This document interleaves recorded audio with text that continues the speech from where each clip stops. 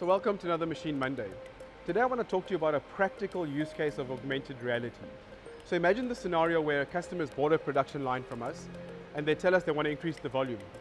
We do our analysis and we realize we actually need to increase, we need to add in a new measuring machine. But we need to assess where's the right position for the measuring machine from a space perspective as well as from an ergonomic perspective.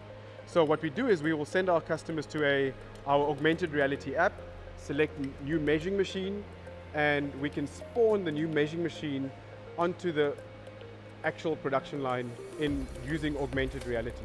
We can select a general position, and then what I'm able to do is I'm able to position it where I want it to be, turn it around. I can scale it. I obviously want it to be 100%. And then in addition to that, I can actually check the ergonomics of the machine to see if it is in the right place from an operator loading perspective. Here's another Machine Monday.